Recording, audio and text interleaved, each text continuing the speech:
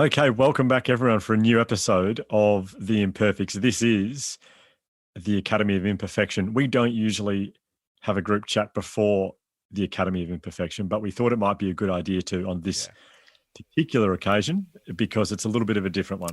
Yeah, so the guest, as you'll soon find out, it's a guy called James Victore. He's from the creative world. So this is like a lot of the chat in this episode is about creativity and about accessing creativity and play, and it's really, really great. I won't spoil too much, but don't be put off by the fact that it is creative if you're not a creative world person. So because I think, Hugh, fair to say, there's stuff in here for everyone. Yeah, don't stop listening now. There's a lot of great stuff in it. How would you, Josh? Just question without notice. How would you describe him in one word? Is enigmatic? Enigmatic, yeah, I guess so. Yeah, I was going to say. He's kind of. I was going to say, Ryan, do you have a word for him? American. Don't you think? Yeah. I think that's a pretty good description. I was going to say the word brash, but I think that has a negative connotation. Like, I think with the definition of brash, I think it can imply annoying. He wasn't annoying at all. He's pretty loud and pretty American. Yeah. I'll tell you what he reminded me of. The whole time he was speaking, it reminded me of why my stuff just didn't work when I went to the US and gave it a crack in the US. I think it was about 2015. I got flown over there to speak to a whole group of college football teams. Oh, yeah. And I was doing it was like Wisconsin, Michigan, some Massachusetts, some really big college football teams. I remember going into, I think it was a Wisconsin change rooms, and it's like hip hop music pumping. They're all dancing. It's like 80 of them, and it's going off. And I was just like very shyly setting up my laptop in the corner of the room thinking, oh my God. Scurrying to get your Eminem t-shirt. Anyway, I get it, guys. I get it. Anyway, I started my presentation, and I was doing my first 5 minutes is as self-deprecating and as humble as I can possibly be, because in Australia, that's just a very likable, people that resonates with people. And about 5 minutes in, this guy stood up and he goes, "Hey man, come on, believe in yourself. You can do this." Wow. Jeez. We're going, I know I can. This is my like. And he's, "No man, come on. You got no belief." Wow. And they all started trying to pump me up to make me feel good. Oh, that is incredible. And I remember when we were listening to this, when we were doing this interview, I was thinking to myself, this is why my stuff does not work in the US, because I'm nothing like this guy. You need to like become a little bit more Tony Robbins. You need to. That is something I will never be doing that ever. No one will ever go, "Gee, he reminds me of Tony Robbins, that guy." You just need a little mini tramp out the backstage that you jump on before you go on stage, which is what Tony Robbins does do, just to pump yourself up. Yeah, he jumps on it, then does a 360. Yeah, goes on the stage. That's energy. Well, we just wanted to give a little bit of and also just heads up, the audio quality from James. He is in America, so it was over Zoom. So audio quality is not at the usual Josh Van Kylenberg standards, but it is not Josh's fault. So just a heads up. But you get used to it. I think you get used to it after a while. I think so. And also a language warning, I think, as well. There's quite a lot of F-bombs. There are some F-bombs, yeah. He really goes for it. And I think my favourite thing about this episode is how different he is to the rest of the people we've had on. He's a fascinating man with a fascinating take on life. And we hope you enjoyed as much as we did. Cue the music and British accent. Hello again. I'm still from England, and welcome back to the Academy of Imperfection, a conversational lecture series where experts in their field will share their valuable wisdom on the subject of imperfection. So find a seat, open those notebooks, and join students Hugh, Ryan, and Josh as they, on behalf of the Imperfects, welcome today's very special guest lecturer, James Victore. All right. Well, we're back. Second Academy of Imperfection ever. which is good. Who would have thought we'd get to a second episode? Not only that, but we've actually managed to grab hold of an international guest, which is very, very exciting. Yeah, but before we got to do the build. We've got to build up because when it's an international guest, it's like you don't just come out and say the name. You've got to like let people wait. It's like it's the anticipation that I think is going to really blow people. And when they hear an accent, people are going to go mad. Like people are going to be like, "Oh my god, this podcast has stepped their shit up." Because they have an accent. Because there's an accent involved. Yeah, it's just me putting on an accent. Yeah. No, so, well, first of all, the first Academy of Imperfection we had, Ben Crow, huge episode. So many people got in touch with us about that. Yeah, really life-changing type stuff, really. Like it was a lot of...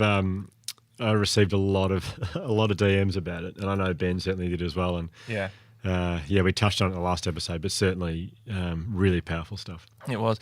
Well, today we're back for another. The Academy is back open. Class is back in session, and I'm excited. So the guest we have today is it's sort of more, I guess, probably going to be more of a chat about creativity. And I'm just obsessed with reading about people's creative process and finding out about how learning how I can be more creative or how I can get more out of myself. And so I love reading these books. And then so a couple of, probably like a year ago actually, I found this book that I read, and it was just exactly the sort of book that I wanted. Like a book that you could open to any page and then get like a really quick little lesson or like just like injection of motivation. And it's got like, the title is one of my favorite titles, and it plays in really well to our podcast, The Imperfects. So the title of the book is called Feck Perfuction, written by a guy called James Victore, who is our guest today. Now I've written an intro. So, okay. Wow. I've written an intro. So mark this down as the day that we became professional. We've never, just so you know, well, we've never done this before. We've never written anything. Okay, I can't wait to listen to this. Yeah, I mean, preparation has been removed from our dictionaries. So anyway, so I'll just read, just to give people some context about who James is. So here we go. This is written. So James Victore is a graphic designer, art educator, and speaker on creativity. He moved to New York City at 19, dropped out of 2 colleges, and eventually founded his own design studio in 1990, where he worked with clients like Moet Chandon, Time Magazine, Yohji Yamamoto, and many more. His posters have been exhibited at MoMA in New York and placed in the permanent collections of the Louvre in Paris and the Library of Congress in Washington, D.C., among many others. And awards... You thinking about you wondering about awards, Hugh? That was my next question. You're thinking about what awards has he won? He's won an Emmy. He's won an Emmy, guys, for TV animation. So let that sink in. And then in 2019, he wrote this book. It's called Feck Perfuction: Dangerous Ideas on the Business of Creativity. And now, as well as lecturing at low-rent, made-up podcast academies in Australia, he runs online courses at jamesvictore.com called The Creative Warrior, which I believe enrollments are open now for 2021 if people are interested in what James talks about. So, without further ado, James Victore, thank you very, very much for being here. Welcome to the Academy of Imperfection. Gentlemen, I am so pleased to be here. First of all, let me say, you've got me going after Ben Crow. Are you kidding? Yeah. Are you kidding? I'm like totally screwed. What how could I do better than that? He probably like covered everything. Well, to be honest, I scoured the planet to find someone who could live up to the expectations of Ben Crow. And I was like, well, Victore is the only one. Like, Victore is the only one. Like, I had Oprah on the list. I was like, no, Oprah, too obvious. Yeah. No, I pity the fool who has to go after me, so. Yeah, true. Me too.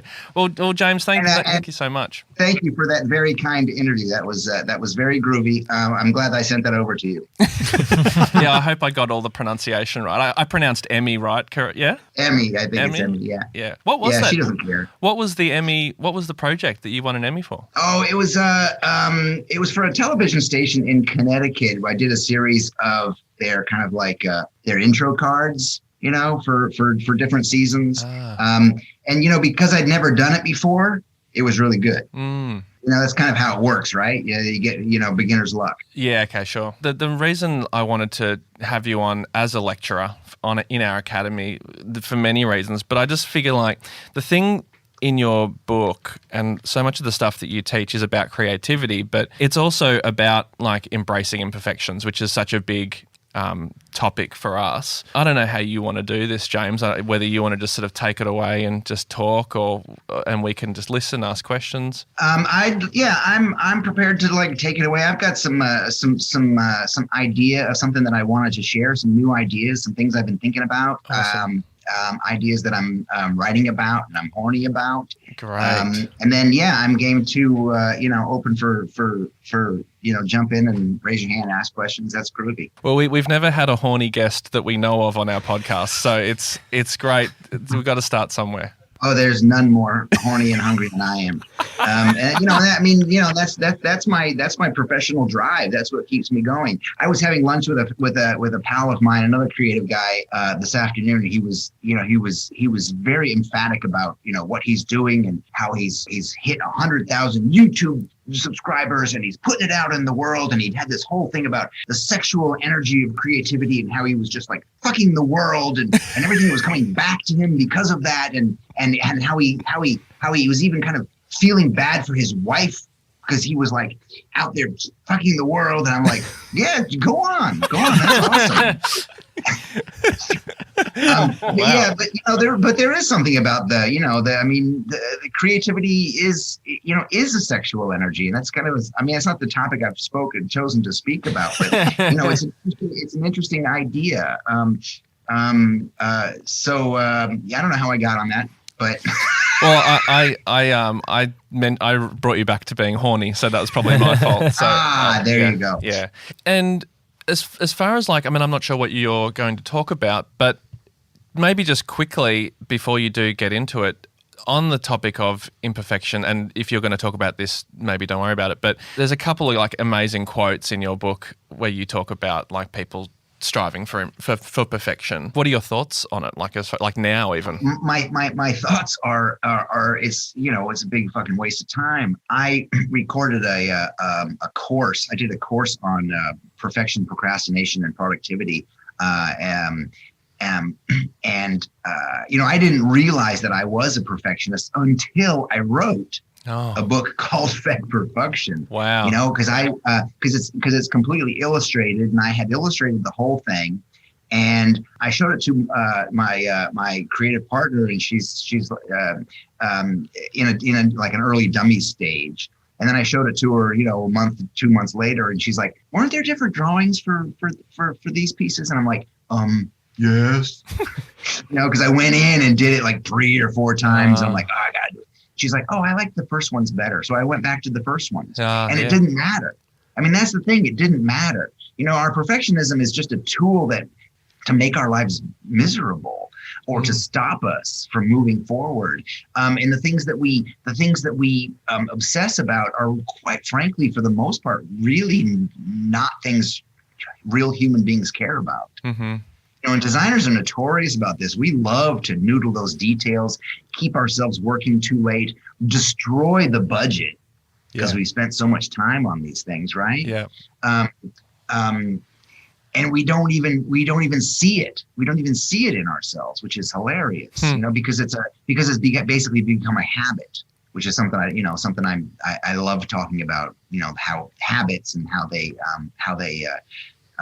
affect us just as human beings, and forget about trying to be creative. Wow, thanks, James. Maybe now we can stop asking questions and let you let you actually please, do your thing. Please jump in. What I wanted to talk about was something I've been talking about and writing about recently, and it's called oddly enough, it's called Wildflowers. Mm-hmm. Because what I try to do, I'm a the questions so far have been about graphic design and posters and the history of commercial work, and that's something I kind of don't do as much anymore. Mm-hmm. And like I said, it's because of what I feel I'm capable of and what commercial clients are capable of. So I've kind of become my own client, and the work that I make now, the physical work that I make now, the prints and the postcards and all the stuff on my Instagram, I am my own client, which is kind of onanist kind of position to put yourself in, right? It's not a very comfortable position to put yourself in, and not always very smart either. But I'm not really a commercial designer.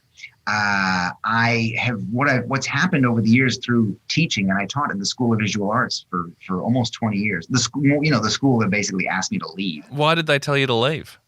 Oh, because I sucked. I sucked as a student. Yeah. I was 19, 20 years old. I had to have a full-time job to put myself through school. I was making a couple dollars, in this full-time job, and I had all the money I needed to buy beer and chase skirt. So I really wasn't interested in school. It was just a bad time I think 20 years old is a bad time for anybody to be in school, quite frankly. Yeah, well, that's true. Totally agree. Yeah. Totally agree. Like your hormones are raging. You don't know your ass from the elbow. You haven't failed enough yet.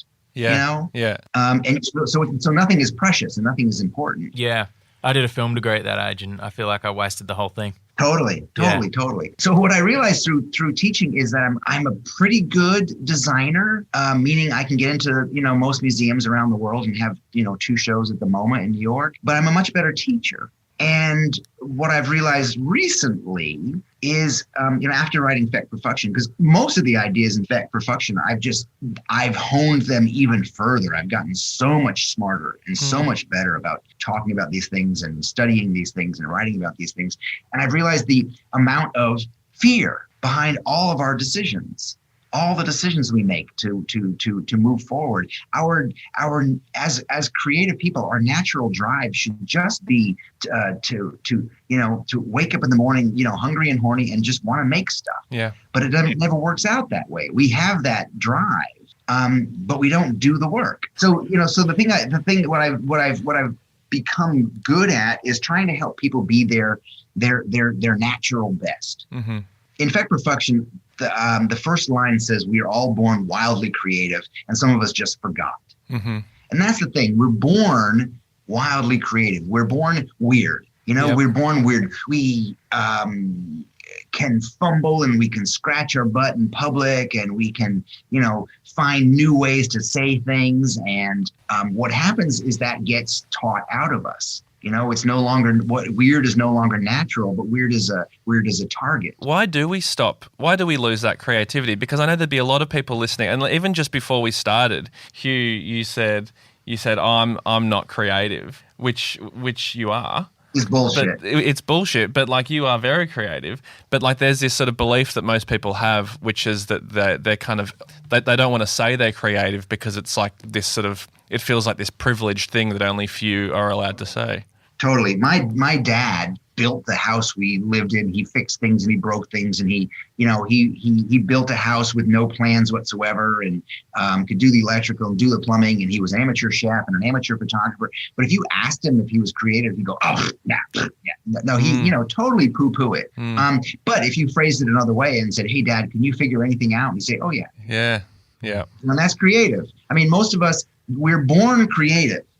Everybody on the planet is born creative. It's just that the weirdness that it takes to put that out into the world gets taught out of us, or we give it away, or we sell it because we want to fit in. Yeah. There are so many reasons that we eschew it. And these days, to be creative means that you're like you said, it's a privilege, or you are somehow gifted or somehow more talented than others. Or then you start looking at the amount of people who say art and starving in the same fucking sentence, or you grow up and you're weird and you want to write songs or write poetry, and you've got some jerk face uncle who's like, there's no money in that. I remember I have a coaching client who is trying to be a screenwriter, and when he was a kid, he wanted to be a writer, but his literally an uncle said, there's no money in writing poetry. And I said to him, is your uncle still alive? He said, yeah.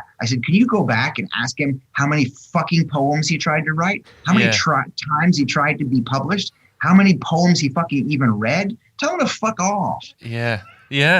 Well, yeah. The very first chapter in in your book in Feck Perfuction is it's brilliant, isn't it? It's like, can we talk about how brilliant it is? It's what kind of, honestly, it's what sucked me in. And like, I love my parents, but the title of it is Your Parents Were Wrong. And there's something about that where it's like we so many of us sort of like grow up trying to be validated by our parents and try to make our parents proud and, often do that our entire lives, but it can block us from doing the thing that we truly want to do because it doesn't line up with what they think is success. Totally. And what your parents are doing is they're protecting you. Yeah. They're doing their job. They're protecting you. But in their protection, they're keeping you from failing. They're keeping you from taking a chance, and they're keeping you from embarrassing yourself. Actually, what they're doing is they're keeping you from embarrassing them. Yeah. Because your weirdness made them uncomfortable.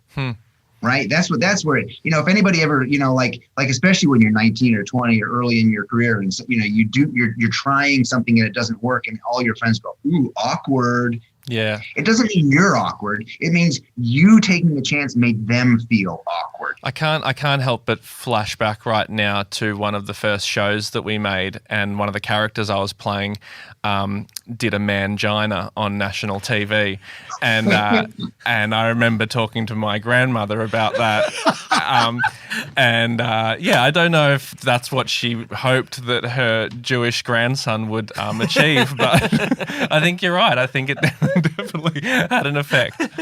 It makes other people awkward, right? And that's, and when that happens, what we should do instead is we should see that as a tool. We should see that as our superpower.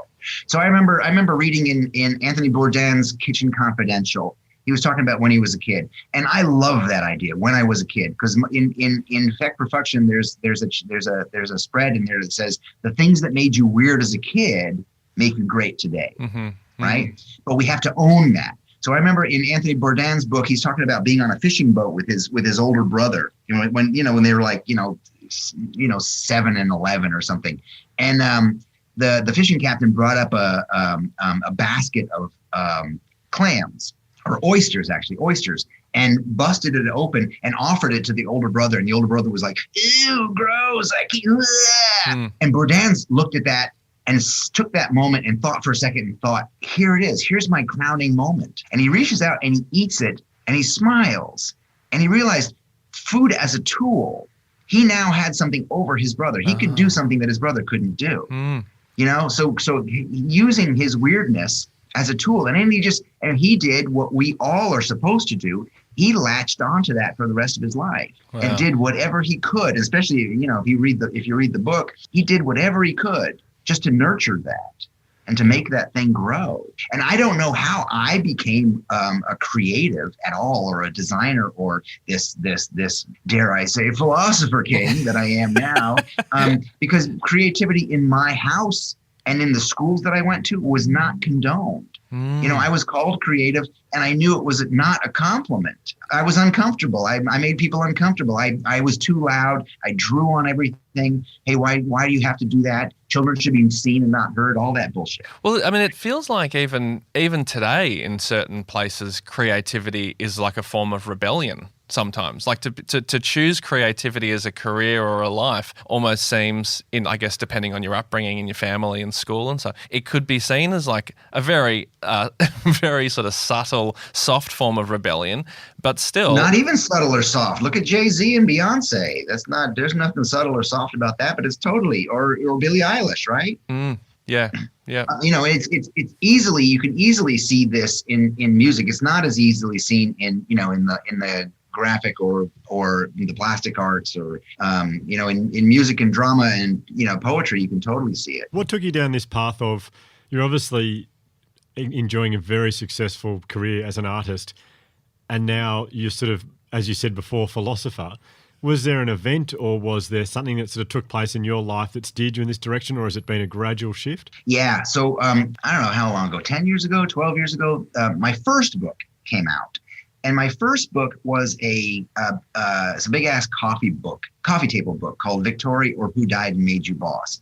Big, sexy, beautiful book. In it is basically like me as a designer, with 20 years of work. And when the book came out, it was just before Instagram, so like it didn't sell as well as I wanted it to. But I traveled the world. I was in Cape Town, South Africa, and Anchorage, Alaska. I traveled the world with this book. When I was traveling with the book, I had a prepared talk that I was giving, and halfway through the tour, I realized I wasn't selling the book. I realized I wasn't even showing images from the book, but I was talking about like Robert Frost and why he was an influence on me, or Waylon Jennings and why his songs were important to me. And because the tour was all about these influences and all about the ideas and the philosophy that's informed me as a designer, right? And from there, I started coming up with what I called my 11 commandments.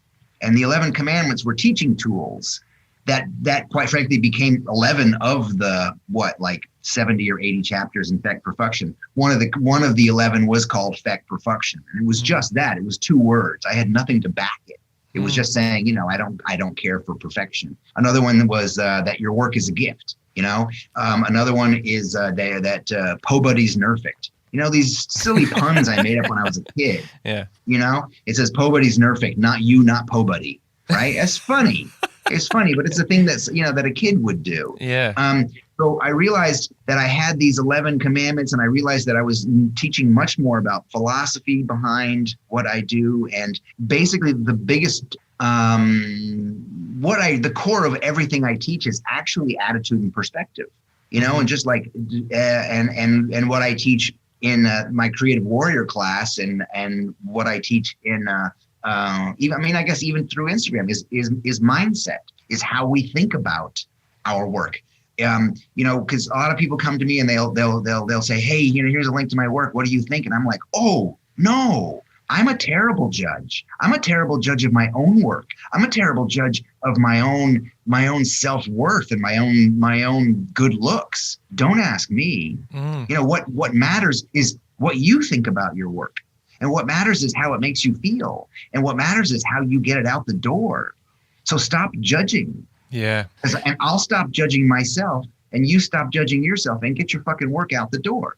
Right? So it's all attitude and perspective. I mean, I find that so fascinating. And I feel like that applies to whether someone is in a creative industry or not. The idea of why are you doing the thing that you're doing? Why are you making the thing that you're making? We've all almost just been unintentionally taught or unconsciously taught that we need to make things that other people think are good. We need to impress people but like, how do we, because if that's like something, because that is in me still, definitely, but I'm trying so hard to get it out of me.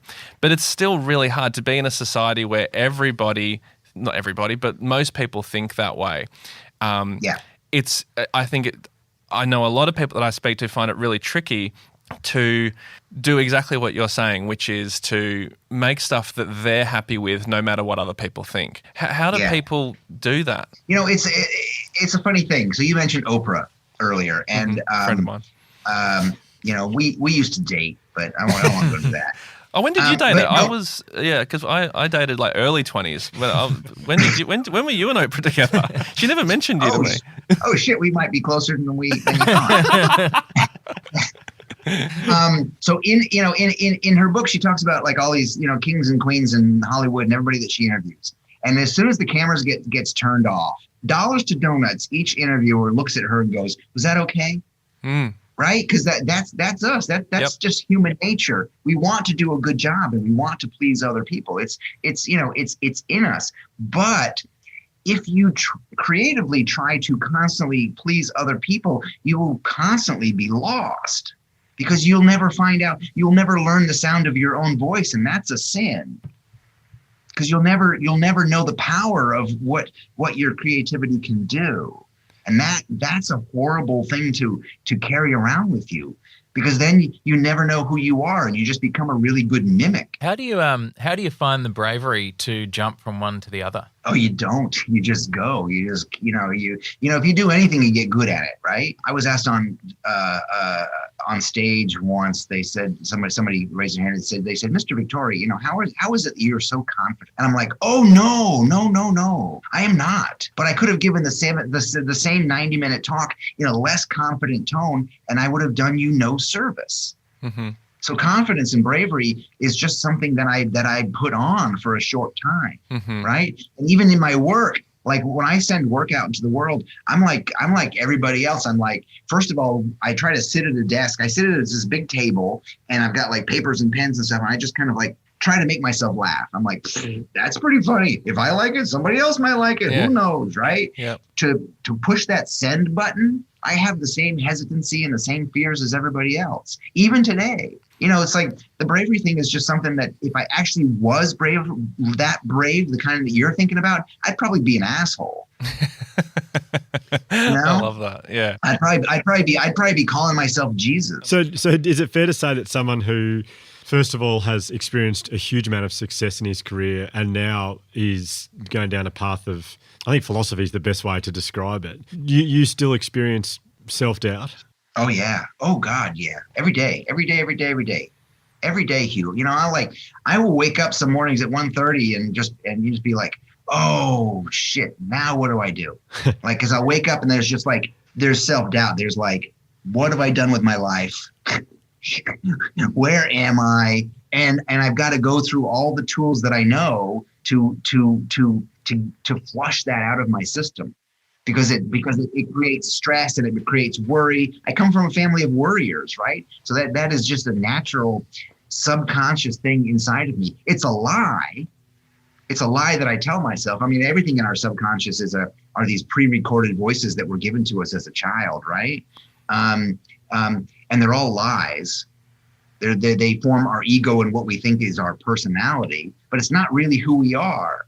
You know, like the whole thing that you have to be brave. Well, no, you don't have to be brave. I mean, I don't think there's a musician on stage who goes out, who's backstage and going, you know what? They're going to fucking love this shit, man. Now let's just do this. Boom. Nobody does that. That's really hard to do. Yeah. Everybody's out there going, this is a new song I just wrote. I hope you like it. And everybody just goes, we love you. Right? You said something then, and I'd love to hear a bit more. You said I go through the tools to the list of sort of plans or tools to get myself out of that self-doubt. Do you feel comfortable going into a bit more detail about what that process is? Oh yeah, totally. It's finishing the stress cycle is what it is. And it goes like this. Neuroscientists think that, or say that, or write that, I don't know what they do, that human beings are the most fearful animals on the planet. And the reason is because we have this piece of crap between our ears, this very faulty wiring between our ears, right? And what happens is we not only, shit happens in our lives and in our days, and what human beings do is that we replay it again and again and again and again, right? We obsess on it and it becomes our subconscious. You know, we failed once. You know, you tried something once and it didn't work. Oh, I tried Little League, when I was a kid. Or I have a coaching client who's like teacher called everybody out of the room and then came back when everybody came back in the room, she had dumped his desk was messy. So she dumped it on the fucking floor.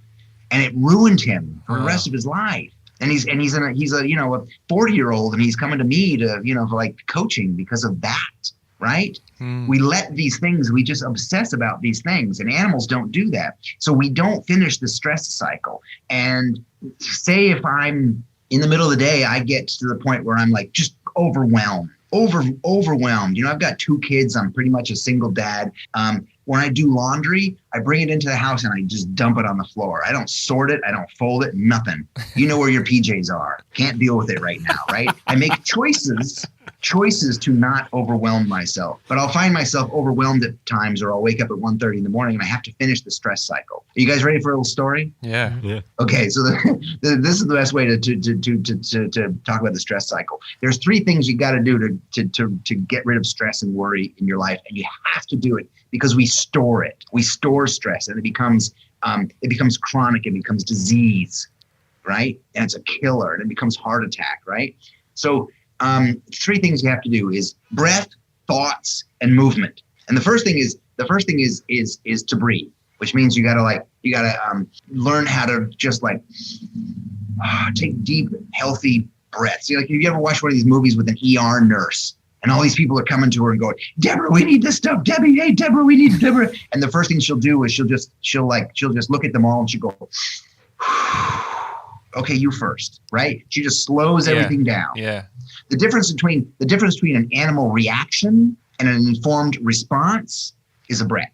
It's just taking a moment and going, I got this. Hold on. Yep. So, right. And the next thing you do is you catch those thoughts. Like, I'll wake up and my mind is going with poverty and what if this doesn't work and what about the kids and blah, blah, blah, blah. Right. And just catch those thoughts and see them as what they are. And they're just there to scare you. They're just there to like check your pulse. They're just there to lie to you. Right. And the last thing is movement. And this is where human beings are flawed the most is since we woke up at 1 o'clock in the morning and our mind has pissed into our body, literally pissed all cortisone and adrenaline into our body, right? Like you guys imagine right now, like just imagine you're sitting and you're watching Netflix and your mate comes up behind you as a joke and just drops a book. You go like this. Right? You just do that now. Physically do that now. Pretend like someone just dropped a book in front of you. Just do that. Right? Literally, guys, do it right now. Oh, God, someone just dropped a book behind me. Sorry. And I'm watching Netflix. So you immediately feel what it feels like in your body, right? And you just manufactured adrenaline. You just manufactured cortisol pissing into your body from your dumbass brain, right? And the second thing you did is you stopped breathing. So here it is in the animal world. Hugh, I'm picking on Hugh because I've quite frankly forgotten everybody else's name. I'm sorry. This is Ron and this is Josh. Yeah. Ryan and Josh. Yes, I'm sorry. But keep picking on Hugh. That's fine. Go. So Josh is an antelope, and he's hanging out by the water cooler with his chai latte, and out of the corner of his eye he sees a lion. Oh fuck! Right? Like that's the first thing. He's like, right? And you need to make a choice at that moment, whether you fight, flight, or freeze. Right? And fawn is another one, but whatever. Fight or flight. Those are the big ones. Yep. Fighting is probably out of the question, right? You're an antelope. He's a lion. He's pouncing at you. So you take off. You run. You drop your chai latte and you take off. And you zig and he zags and you lose him. And what you would do as an antelope now is you would go into the bushes and you would just like, you would just shake. And what you're doing is you're breathing, you're getting your breath back. You're moving and you're getting all these chemicals out. You're literally shaking the sweat off of your body and you're pushing all these chemicals through your body so they don't stay there, right? They get moved out of you. And what you're doing there is you're finishing the stress cycle. And human beings don't do that. We stay in that kind of heightened, let's not breathe, tiny sips of air, arms, just like a fighter, arms close in, right? Covering ourselves, living in fear. But the antelope, Josh, will shake it off, and then saunter back to the watering hole, pick up his chai latte and get on with his day. But human beings don't do that. We don't catch those thoughts. We don't know how to breathe because we're not taught, and we don't move. And the best way to move is to dance. Oh, I like that. Love that. Hugh, I'd love Hugh to dance right now. I've got like alarms set on my phone. 2 of them they just go off at 7:30 in the morning and 1:45 in the afternoon. 2 of them are they just say everything is working out for you. Oh. And they're just like little buzzes, and I can just look at it and I look at it and it reminds. I just look at it and I breathe and I go, okay, everything's working out. No matter what the fuck is happening, it's working out, right? Yep. And they're the 2 other ones, and they are reminders to dance. Oh. So wherever I am, I just get this buzz and I go, and I just kind of like, I don't have to like bust out in like, Singing in the Rain, but I move a little bit and try to just like go, oh yeah, I should move my shoulders back. I should stand up straight. Straighten my neck, get comfortable. Here we go. What's been the combination of like the time where you've been asked to dance and the most awkward position you've been in where you've actually danced in like a time where they've been it's been an awkward an audience around you. Yeah, I'm a terrible dancer, and it's funny because what I just did, I'm a terrible dancer. I just told myself a lie, right? Nobody's a terrible dancer. Yeah. We just tell ourselves these lies. I can do these things, and it comes very freely to me. But my body, that's weird. It's a totally different thing. I'm not free with my body. I walk like a very stiff white guy, and I don't like that. Yeah. And I'm trying to figure out how to kind of relax. I'm probably gonna have to start taking some kind of movement class with hopefully a very sexy woman. There's a couple of things you've just said that really, I can't help but think about my 4-year-old son and my 1-year-old daughter, in that recently I've been dancing a lot more than I ever would because of those two. We play music. We've been playing Paul Simon around the house a lot. So you've kept this quiet? Wow. So we play Paul Simon, and my son always requests Graceland album. So we put it on. He does, this is coming back to your first thing about kids being really creative.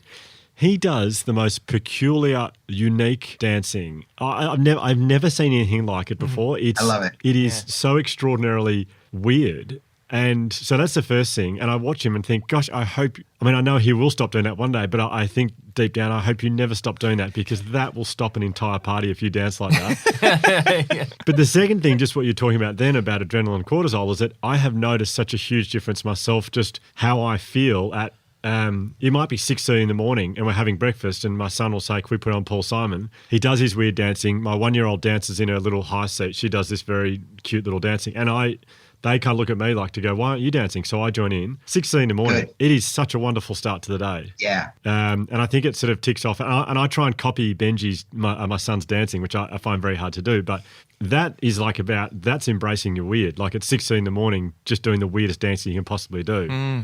I haven't scheduled it, but it just happens because of my kids. So the dancing thing and the movement thing is really important, because we're using now our body to train our mind. Because what happens is our ego is involved. Our ego runs the show, and our ego is a jerk. Yeah. Our ego is not even us. Our ego is all the crap. Well, the reason why I tell myself I'm not a good dancer is because somebody said that, or I got that feeling from something in high school or whatever, but and your body, your mind, your ego doesn't want your body to be in charge, but your body knows. Your body is so much more smarter. That's why the old phrase, trust your gut. Like if you've got two decisions in front of you, sit with those for a moment in your body and see what it feels like. And that will tell you which one you have to choose. But if you use your mind, your mind will go, well, I need the money, so let me do that. Which is a bullshit. That's a horrible reason to do anything. It's just because you fucking get paid for it. Well, I feel like we're in a time at the moment where, I don't know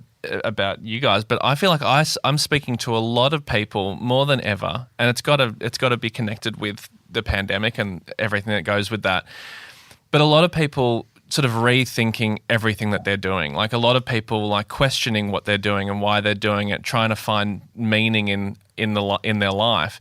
And I know you write about that a lot in Feck Perfuction. But there's one story particularly, and this sort of goes into, like, I guess, talking about how people can find that motivation to do exactly what you're doing, to kind of like get past that want for money or get past that responsibility that they're feeling, to stay in a job that they hate and do the thing that makes their heart sing. And there's a great story in your book about your dad and the eulogy. Would you mind telling that story and just the? Oh, is that the Your Lot in Life? Your Lot in Life, bricklayer? Yeah. It's not my dad. It's a client of mine. Right. And it's the client who. Oh, you know what? I can read it. Do you mind if I read it? Yeah, please. It's short. I can read it. So it's chapter 10, Your Lot in Life. I had a young protege. He wanted to be a screenwriter, but his father encouraged him to be a bricklayer like himself. It was his lot in life, his father said. The arts don't make money. Bricklaying is a decent wage, and the world needs bricklayers. You'll be one like me. For 10 years, my young savant laid bricks and swallowed his dreams. One day, his father's best friend died, presumably from laying bricks. At the funeral, the father got up to read a eulogy he had written. At the funeral, my father his father got up to read a eulogy he had written. My friend was moved to tears, not by the eloquence of the goodbye, but the realization that his father was a writer. we're all born wildly creative. We just choose to let other people direct our lives. We choose to not follow, out of fear of hurting his father. He suffered laying bricks for 10 years before he could finally break out and say, pursue writing. Mm-hmm. And for those people who have that, and I know so many people, I've worked with so many people whose parents just said, I'd really like you to get, like one person is in the creative field, but she's not doing what she wants. And I said, well, tell me about your parents and how, tell me about your mother. Right. And they said, oh no, my parents were supportive of me. They wanted me to get the sociology degree first, and then do the arts degree. And then she went on, and I said, no, wait. Your parents were not supportive of you. They made you get another fucking degree first. Do not lie to yourself and tell your parents, because you know better. This is why you're here. This is why you're not rising up to the challenge, because your parents subconsciously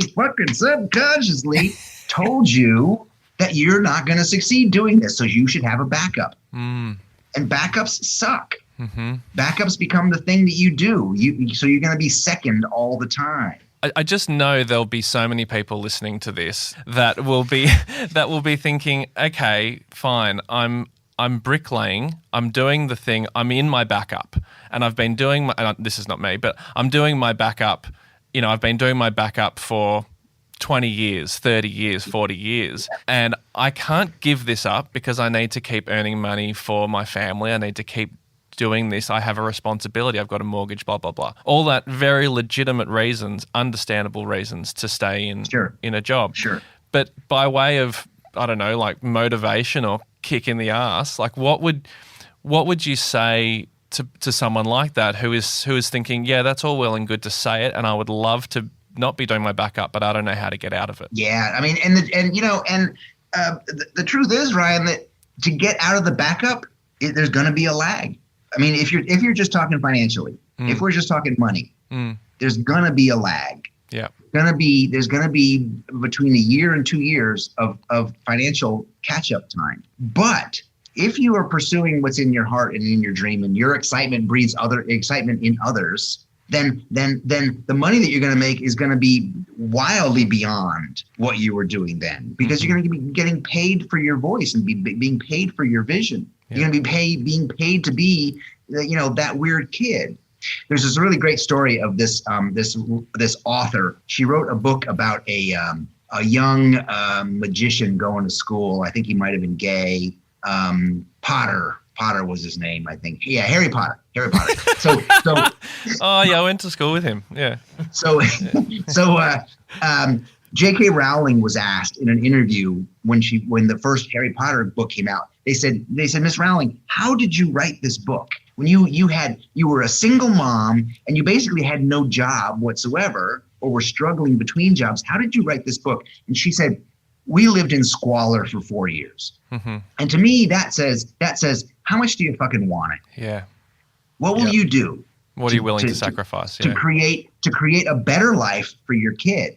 Because if she didn't write the book, then what would she be doing right now? She'd be a steno clerk someplace, or working in the grocery store, or doing whatever jobs she could, or she'd be working at a publishing house so she could be close to books. Yeah. Right. And to me, it's like, how much do you want it? And I'm in that place right now where I'm like, hey guys, listen, our life is fun, right? We do good shit. But the house, fuck it.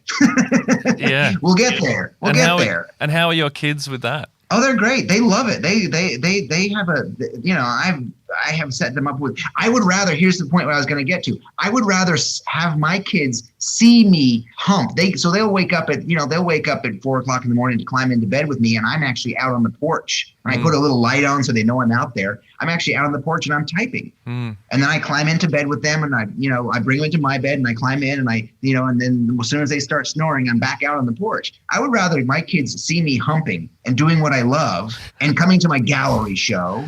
And like occasionally I'm driving with my kids and I'll say, hey, Wyatt. And my son, he'll go, yeah. I'll say, guess how much money Daddy made today? And he'll say, how much? And I'll say, I made $12,000 today. He's like, $12,000. Can you just clarify what you mean by humping? Just for listeners who might... Working hard. Up Yep, at 3 yep. o'clock in the 3, Right. writing at 3 or 4. Like right now this week I'm going to release the information or announce that I'm going to have a fall event, a big in-person live event for exclusive for 10 people. I've just finished recording 12 different videos for a course on play for creatives. I have my weekly school called The Creative Warrior. I do a video blog that comes out every Wednesday. I write a love letter newsletter every week. And besides that, then I'm selling stuff every week. Plus I keep up on my Instagram. Plus I have a little bit of time to shit, shower, and shave. So that's what I mean by humping. Yeah. You are definitely humping. Yeah, humping hard. I'm humping. And you know what? And it's showing. It's starting to show. It's starting to grow. And that's awesome. Like I said, I'm a hungry and horny individual. How much do you? It sounds like a lot of the lessons that you've taken professionally or creatively, you apply to relationships as well. I find It's all relationships, baby. It's all relationships. It's every single part of it. People are like, well, we're talking to clients or talking to, HR. I'm like, no. These are real human beings. These are relationships. They have a concern. You should probably learn what their concern is. Get to know them. Don't call them HR. Call them, Brenda, whatever her name is. Like, get to know them. Or my boss is blah, blah, blah, blah, blah, blah, blah. Well, your boss is probably afraid.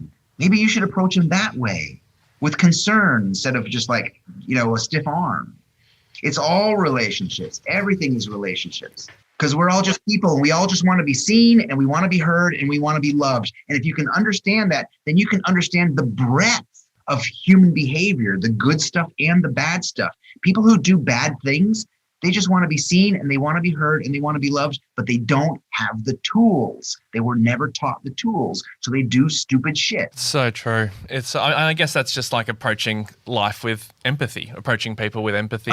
Beautiful, Ryan. Exactly. Well, I mean, like the guy on my right does talk about empathy every single day to a lot of people. So I've sort of stolen his thunder there a little bit, but... So thanks for that, Hugh. But beautiful, Hugh, by way of Ryan. Exactly. Well, James, unless there's anything else you want to talk about, I don't want to take up too much more of your time. I know you probably want to go to bed, so you can get up at 3:30. Oh no, I've got a glass of champagne waiting for me somewhere. Oh, great. Well, we can't thank you enough, James. This has just been amazing, so interesting. I really do encourage everyone to read your book, Feck Perfuction, for creatives or non-creatives. If you believe you are one, then it's great. And am I right in saying that your course, The Creative Warrior, that you run on your website, that you're taking enrollments for the next? Yeah, we just finished our first 6 months and we're into our second 6 months, and every month is a different module and they're all recorded. And we've got people from Australia and from Japan. We got a gal from Japan who's like sits in on every single session there, and a lot of people in the UK. I've timed it in such a way that try to make it, available to people. And then we record every class. And then there's a really active Facebook group where we all share and we write in, and it's awesome. And the place to go looking, there's just two places. It's jamesvictore.com or my Instagram, which is just @jamesvictore. That's where I do all my testing and I do a lot of writing. And everybody should definitely subscribe at jamesvictore.com to get the love letters because they're real good. Well, you really are an inspiring guy, James. What you're doing, you are walking the walk, and it's so cool to see. So thanks so much for being our second guest lecturer on the Academy of Imperfection. I'm happy to be here, guys. That's awesome. It's keep really humping. awesome. Keep humping. This is a very delightful conversation. I appreciate all of your time. Hugh and Ryan and Josh, thank you for your time. I appreciate it greatly. The most impressive thing is that you remembered our names at the end. So thank you for Very that. good. Yeah. Written down. Love it. My mama raised no dummy. James. Yeah, James. You guys are awesome. Thank you for your time, buddies. Thanks Okay, heaps, mate. Thanks. Well, Ryan, I think your summary of him was very good. American is just listening again. Is it American is the first thing I think of. He's definitely American. We can all agree on that now. But I mean, I love James Victore. I just love his approach to life. I love his sense of play. It's really, really cool. And his book is brilliant. I love his book, Feck Perfuction. But there was one bit, Hugh, at the end there. Obviously, I stole your thunder in a massive way and started like waxing lyrical about empathy, as I tend to do in my private time. But I thought it might be worthwhile for you to talk a little bit more about empathy. I mean, it is one of the 3 tenets of your career, really, is gratitude, empathy, and mindfulness. And so he did touch on empathy. I just wonder whether it'd be worth you talking a bit more about it from the context he put it. Yeah, it's funny because I've kind of changed the way I talk about empathy. I mean, just because I've just started this year's like tour of the country, speaking tour, I've been keen to make it a little bit different for people who've heard me before, and I think everyone's probably, people who listen to me, a bit sick of hearing me bang on about empathy. But I just had one anecdote, which, I mean, he talks about relationships and how important they are, and everything's about relationships, and we tend to overlook that. My take on empathy, really, when I listen to him speak, is around, it's really important for relationships, but you get a lot back from it as well. Like the story I was telling the other day I think it was a Perth leg of the tour, but I was just giving the example that I was, probably a bad example in Perth, but I was on Punt Road in Melbourne not so long ago, and I was turning right into Olympic Boulevard. And I was running a bit late. There was a massive queue to turn right, but there was no cars going straight. So if you were going straight, you'd just go flying straight through. Yeah. And I was running a bit late. I was going to the Melbourne Storm football club, and I finally got to the front of the queue to turn right, and it went orange and then red, and I got stuck there. Yeah. And I was like, I got a bit stressed. And this guy just came all the way down the straight lane and then stopped right next to me and tried to edge in front. Ooh. There's this massive queue behind me. Oh. So here's the thing. Yeah, exactly. So the first thing I thought was, well, I won't say the first thing I was thinking, but I wasn't, because I know a lot of kids teenagers listen to our podcast. Teenagers, as if teenagers care of us. So anyway, I was thinking, not a chance, mate. There's no way. And it made me really angry. Like, it just made me angrier than I already was. I was running late. I thought, it's just so annoying. Yeah. And then I thought, I'm on the way to the Melbourne Storm right now, and I'm going there I'm there to talk about empathy, which is like putting yourself in someone else's shoes. Yeah. And I just thought, I have no idea what this man is going through. Like, he could be running late to a job interview. If he's running late for a job interview and he said, can I just jump in front of you? Every day of the week, of course you can. No worries, mate. Go for it. Or, I don't know, maybe his wife's in hospital. Maybe he's got a job. I have no idea what his situation is. But my first assumption was, no, you're not getting in front of me. It actually wouldn't have held me up at all. But my ego was like, no, not happening. You're not getting in here. So I realized, I thought, no, what am I doing? So I got his attention, waved to him, and then backed up a bit. And he sort of pulled in front of me, and he was so excited. He celebrated that moment like he just kicked a goal in a grand final. Yeah. Like, he put his fist out the window, and he was just pumping his fist like in a celebrating way. And he was doing it so much that I was like, I got to do something. So I wound down my window and I started like pumping my fist at him, and we're both just doing this thing to each other. And then he just kept doing it as we were turning right. So I just kept doing it. And then when I turned left I was behind him, but he was watching me in the revision. As I turned left to go to Melbourne Storm, he was like waving, just like thumbs up and everything. Yeah. And like, even like now, when you pulled up today, your hand was still out the window. You were still celebrating. That must have been for what, like days? You must have been doing that for days. That's quite the celebration. Got a very cold right arm. Yeah. But that night I went home and I was telling Penny this. It was about 3 or 4 hours later, and I was telling Penny the story, and we're both laughing about it. I was still buzzing from it, and I kind of realized, like, that's the difference in those two moments there. I could have got really pissed off at him and thought, not a chance, to look the other way. Yeah. But instead, I was like, well, I'll give him the benefit of the doubt. Who knows? Maybe it's just being a dick. I don't know. But I gave him the benefit of the doubt. He was pumped. I was pumped. 4 hours later, I'm like buzzing, telling Penny the story. Yeah. And I just remember like lying there in bed after this thinking, gosh, like, there is a big change that takes, like, when you do something nice to someone else, when you feel what someone else, we put yourself in their shoes. It's not why we do it, but gosh, we get a lot back from it. Yeah. We really do. And you just hope, like, I'm just hoping, well, I imagine this probably would have happened, that when he's then in your position, someone else tries to sneak in, he remembers that massive party that you two had at the traffic lights, the arm party, and remembers that and goes like, yeah, no, I'm up for another arm party. I'm going to let this person in. and then they have an arm party. Yeah, well, it's on the topic of arm parties, I told this story at the convention centre in Melbourne on Friday night, and someone sent me a DM saying, I'm so shattered I didn't get footage of this, but leaving the convention centre after your talk, there's 2,600 people. They all pretty much all park underneath. So they all have to get out at the same time. Oh, yeah. And this lady sent me a message saying everyone was just letting everyone in and everyone was just like pumping their fists. So it sounds like underneath the convention centre Friday night was just one hell of an arm party. Like it just everyone was going for it. So, it's like this video we play before the public talks called Oh Wonder. No, it's by Oh Wonder, and the song is All We Do. All We Do. Thank you, Josh. Very good. And there's just a line in it that says that I can't remember what leads up to it, but it's like I think it's something like when we stop and look around for opportunities to be there for other people.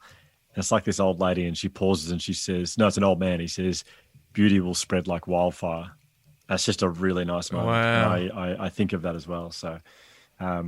Anyway, I feel like I'm being a bit philosophical. I think people are going to remember the arm party more than the wildfire. Let's hope they remember the arm party. That'd be great.